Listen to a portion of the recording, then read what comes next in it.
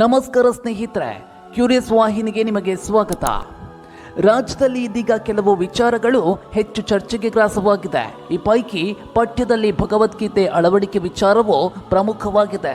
ವಿರೋಧ ಪಕ್ಷಗಳ ಭಾರಿ ವಿರೋಧದೊಂದಿಗೆ ರಾಜ್ಯ ಸರ್ಕಾರ ಭಗವದ್ಗೀತೆ ಅಳವಡಿಸಿಯೇ ತೀರುತ್ತೇವೆ ಅಂತ ಪಣ ತೊಟ್ಟಿದ್ದು, ಯಾಕಾಗಿ ಭಗವದ್ಗೀತೆ ಪಠ್ಯದಲ್ಲಿ ಅಳವಡಿಕೆ, ಇದರಿಂದ ಏನು ಪ್ರಯೋಜನ, ವಿರೋಧ ಪಕ್ಷಗಳು ಯಾಕೆ ವಿರೋಧ ಮಾಡುತ್ತಿದ್ದಾರೆ ಎಂಬಿತ್ಯಾದಿ ಸರಣಿ ವಿಚಾರಗಳನ್ನು ತಿಳಿಯೋಣ ಬನ್ನಿ.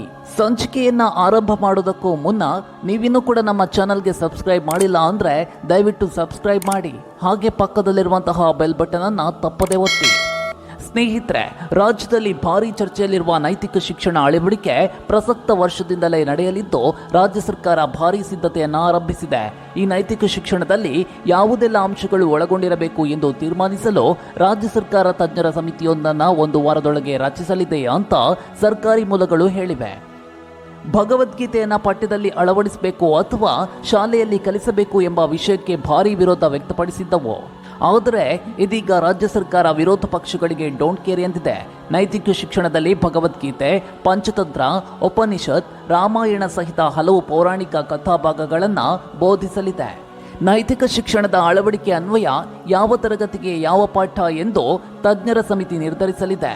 ಇದರ ಕುರಿತು ವಿಂಗಡಿಸಿ ತೀರ್ಮಾನಿಸಲು ಶೀಘ್ರವೇ ತಂಡವನ್ನು ರಚಿಸಲಾಗುವುದು ಅಂತ ಶಿಕ್ಷಣ ಸಚಿವರೇ ಖಚಿತಪಡಿಸಿದ್ದಾರೆ. ಅದರೊಂದಿಗೆ ಸಂಬಂಧಿಸಿದ ಅಧಿಕಾರಿಗಳಿಗೆ ಸಚಿವರು ಈಗಾಗಲೇ ಸೂಚನೆಯನ್ನ ನೀಡಿದ್ದಾರೆ ಕೂಡ.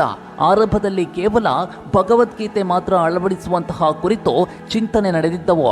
ಆದರೆ ಅನ್ಯ ಧರ್ಮಗಳಿಂದ ವಿರೋಧ ವ್ಯಕ್ತವಾಗುವ ಹಿನ್ನೆಲೆಯಲ್ಲಿ ಮುಸ್ಲಿಂ, ಕ್ರಿಶ್ಚಿಯನ್, ಬೌದ್ಧ ಧರ್ಮದಲ್ಲಿನ ಪ್ರಮುಖರ ಜೀವನ ಚರಿತ್ರೆಗಳನ್ನು ಕೂಡ ಅಳವಡಿಸಲಾಗುವುದು. ಇನ್ನು ನೈತಿಕ ಶಿಕ್ಷಣದಲ್ಲಿ ಪ್ರಮುಖವಾಗಿ ಏನೆಲ್ಲ ಇರಲಿದೆ ಎಂಬುದನ್ನು ತಿಳಿಯೋಣ ಬನ್ನಿ.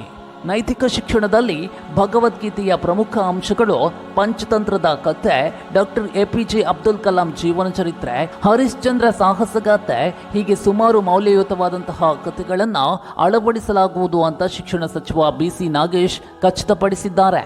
ಇನ್ನು ನೈತಿಕ ಶಿಕ್ಷಣವನ್ನ ಮಾರಲ್ ಸೈನ್ಸ್ ರೀತಿಯಲ್ಲಿ ವಾರಕ್ಕೊಮ್ಮೆ ತರಗತಿಗಳನ್ನು ನಡೆಸಲು ಶಿಕ್ಷಣ ಇಲಾಖೆ ತೀರ್ಮಾನಿಸಿದೆ. ಅದರಿಂದ ಭಗವದ್ಗೀತೆಯನ್ನ ಪಠ್ಯೇತರವಾಗಿ ಬೋಧಿಸಲು ರಾಜ್ಯ ಸರ್ಕಾರ ಚಿಂತನೆಯನ್ನ ನಡೆಸಿದೆ. ಸ್ನೇಹಿತರೆ, ರಾಜ್ಯ ಸರ್ಕಾರ ಈ ನಿರ್ಧಾರವನ್ನ ಎಲ್ಲ ಧಾರ್ಮಿಕ ಮುಖಂಡರ ಸಮ್ಮುಖದಲ್ಲಿ ತೆಗೆದುಕೊಂಡಿದ್ದು, ಆದರೂ ರಾಜಕೀಯ ಲಾಭಕ್ಕಾಗಿ ವಿರೋಧ ಪಕ್ಷಗಳು ನೈತಿಕ ಶಿಕ್ಷಣ ಅಳವಡಿಕೆ ಕುರಿತು ಭಾರಿ ಗುಲ್ಲೆಬ್ಬಿಸುತ್ತಿದೆ. ಇವರಿಗೆ ಮಕ್ಕಳ ಶಿಕ್ಷಣದಲ್ಲಿಯೂ ರಾಜಕೀಯ ಬೇಳೆ ಬೇಯಿಸಿಕೊಳ್ಳಬೇಕಿದ್ದು, ರಾಜ್ಯವೇ ತಲೆದಗ್ಗಿಸುವಂತಹ ವಿಚಾರವಾಗಿದೆ. ರಾಜಕಾರಣಿಗಳಲ್ಲಿ ಕೇಳಿಕೊಳ್ಳುವುದೇನೆಂದರೆ, ಮಕ್ಕಳ ಭವಿಷ್ಯದಲ್ಲಿ ಆಟವಾಡುವುದು ಬಿಟ್ಟು ರಾಜ್ಯ ಸರ್ಕಾರ ಕೈಗೊಂಡಿರುವಂತಹ ನಿರ್ಧಾರಕ್ಕೆ ಬೆಂಬಲವನ್ನ ನೀಡಿ ಅಷ್ಟೇ. ಸ್ನೇಹಿತರೆ, ಈ ವಿಡಿಯೋ ನಿಮಗೆ ಇಷ್ಟವಾಗಿದ್ದರೆ ದಯವಿಟ್ಟು ಲೈಕ್ ಮಾಡಿ, ಶೇರ್ ಮಾಡಿ ಹಾಗೂ ಕಾಮೆಂಟ್ ಮಾಡಿ ತಿಳಿಸಿ. ಮತ್ತಷ್ಟು ಕುತೂಹಲಕಾರಿ ಮಾಹಿತಿಗಳೊಂದಿಗೆ ಮುಂದಿನ ವಿಡಿಯೋದಲ್ಲಿ ಮತ್ತೆ ಭೇಟಿ ಮಾಡೋಣ.